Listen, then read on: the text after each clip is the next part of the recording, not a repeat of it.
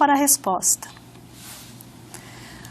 A resposta para essa questão é a alternativa B, cinemetria e antropometria. Antropometria discutimos na primeira parte da nossa aula. Cinemetria, ela é usada justamente para conseguir coletar a foto. Então, por isso que essa área de investigação também está envolvida nessa análise. Eu primeiro preciso bater uma foto da imagem, do movimento que eu selecionei para analisar, para depois conseguir aplicar todo o procedimento antropométrico usando o modelo de Ray. É importante destacar que nós fizemos uma análise para uma posição só do movimento, mas eu poderia filmar o movimento, destacar diferentes fotos que representam cada etapa do movimento e fazer esse cálculo para cada foto.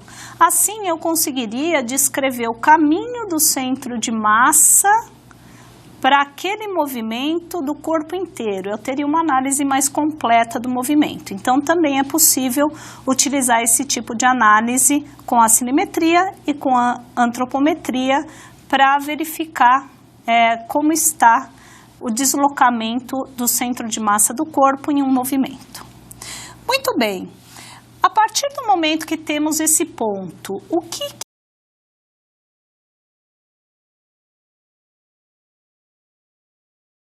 nós fazemos com ele? Como é que eu vou analisar o equilíbrio olhando para esse ponto que eu defini em uma figura ou numa sequência de figuras? Temos que relacionar com esse ponto, com a localização desse ponto, alguns outros fatores que interferem no controle de equilíbrio.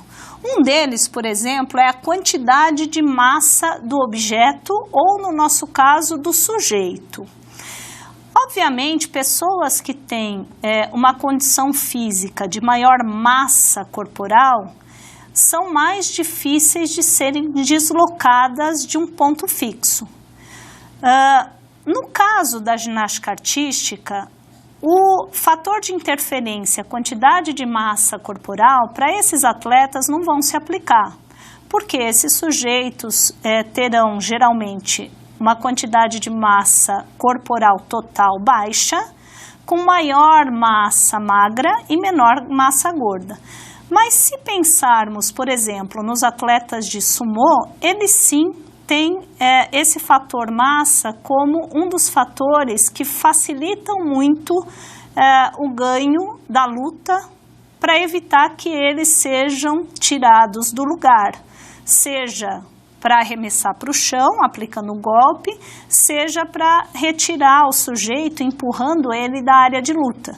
Então, por isso que os lutadores de sumô, eles têm muita massa corporal, porque isso ajuda a mantê-los no lugar por mais tempo, e o oponente tem que aplicar uma força muito maior para removê-lo do lugar. Isso garante uma posição estática mais eficiente para esse atleta.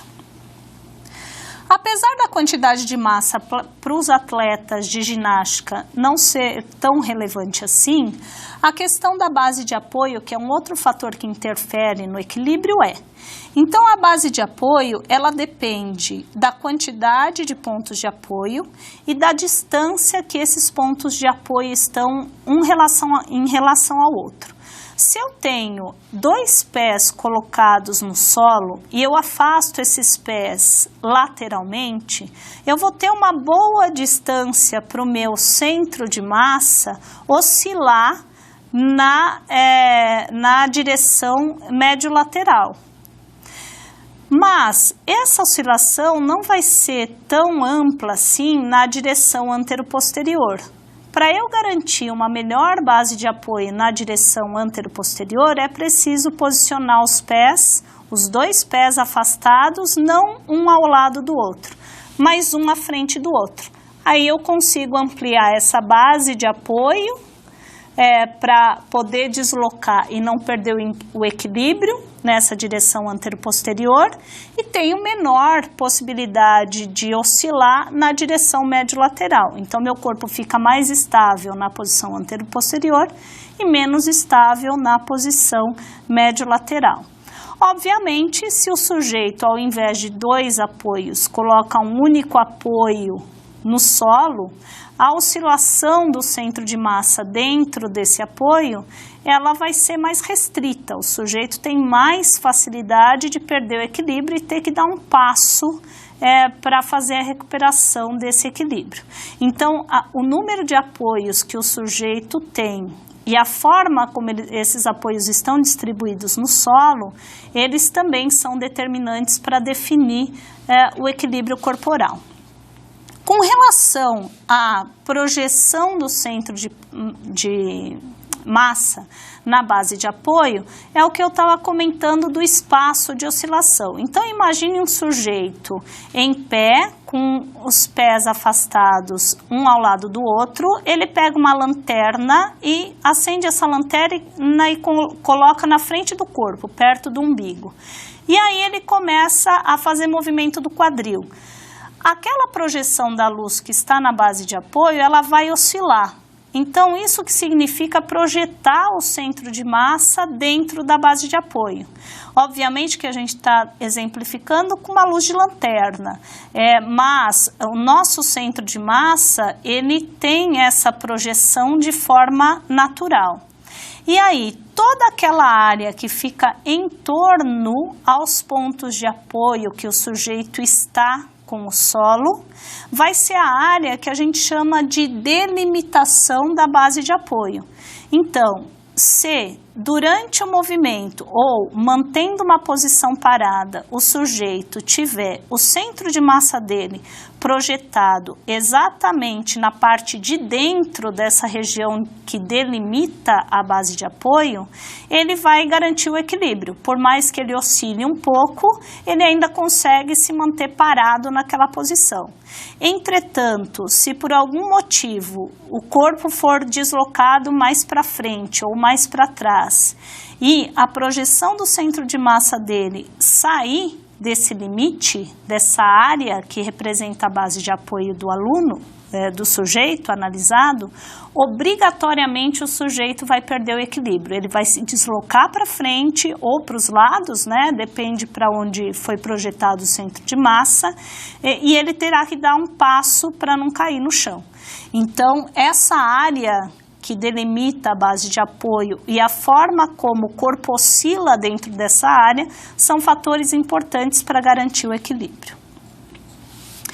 Uma outra questão está relacionado com a distância que o centro de massa está em relação ao solo. E para isso aplicamos novamente o conceito de torque. Se um sujeito está parado e um outro sujeito aplicar força mais perto do centro de massa do corpo, esse sujeito que está aplicando a força vai ter que fazer uma força maior para conseguir deslocar o sujeito que ele quer empurrar. Se o sujeito aplicar a força mais longe do solo, esse indivíduo que está empurrando, ele vai precisar de uma força menor para conseguir fazer o giro do corpo. Ele vai conseguir deslocar com mais facilidade o outro sujeito. Isso por conta do braço de alavanca. Se a força for, então, aplicada mais próxima do solo, isso vai dificultar o giro do corpo. Se a força for aplicada mais longe do solo, isso vai facilitar o giro do corpo.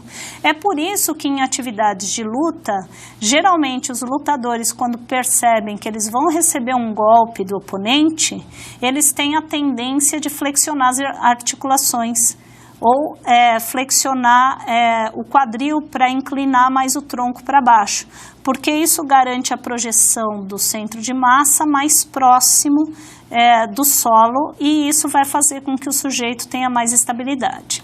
No caso da ginástica, temos que considerar as posições grupado e carpado. Quando a pessoa faz um giro grupado, flexionando mais os segmentos do centro de massa, é mais fácil promover o giro, porque ele está diminuindo o braço de resistência em relação ao centro de massa. Quando o sujeito ele faz um movimento carpado, com segmentos longe do centro de massa, com as articulações em extensão, fica mais difícil promover as forças rotacionais.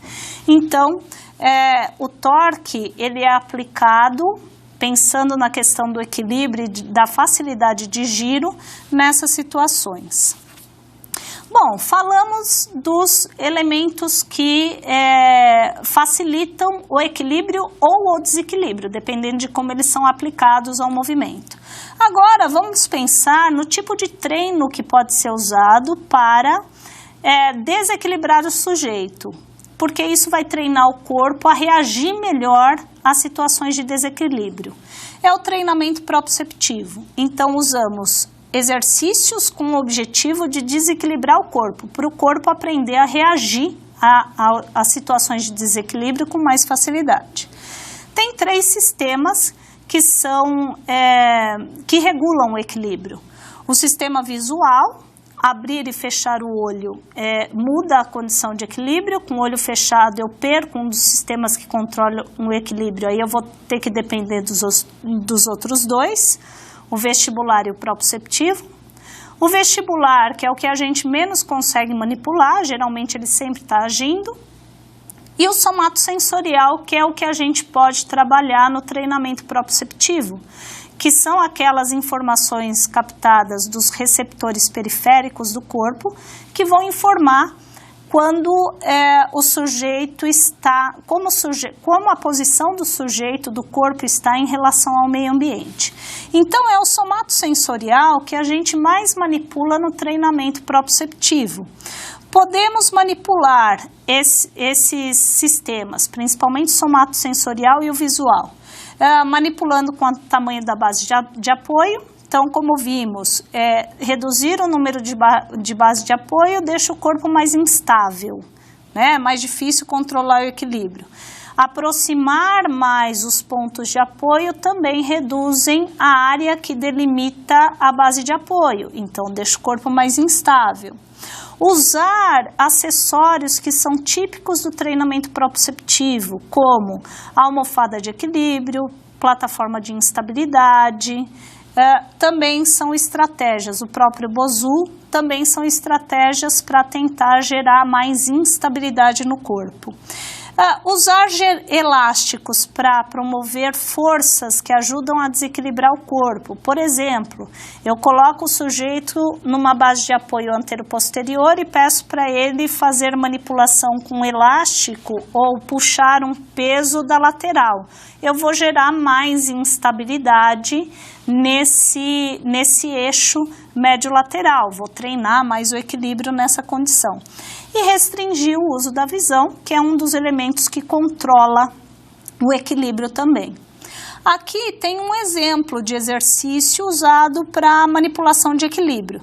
Então, se o sujeito fica sentado em cima de uma cadeira, ele tem mais estabilidade do que se ele sentar em cima de um objeto macio, onde é possível esse objeto oscilar em função da forma como o indivíduo está se posicionando sobre a bola.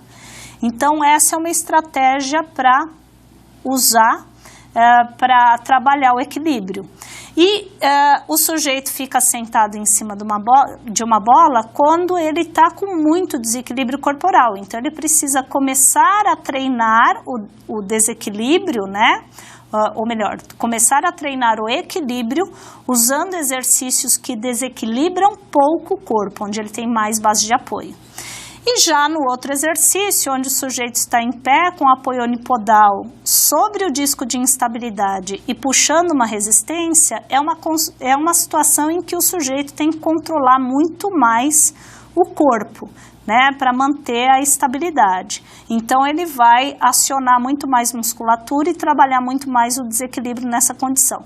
Pessoas que já têm um treinamento, já treinam há algum tempo propriocepção, já conseguem fazer esse exercício. Então, após essa discussão, vamos pensar nesse questionamento. O equilíbrio corporal pode ser manipulado por vários fatores. Entre eles, podemos citar A base de apoio, que deve ser pequena para garantir o equilíbrio. B. A projeção do centro de massa em relação à base de apoio, que deve ficar próxima da delimitação da base de apoio para garantir o equilíbrio. C. Quantidade de massa. Quanto mais leve o peso corporal, maior será a estabilidade do movimento. D. A restrição do estímulo visual para ficar mais estável. E. A distância vertical do centro de massa corporal em relação ao solo, que deve ser mais próxima para garantir o equilíbrio. Retornaremos com a resposta em seguida.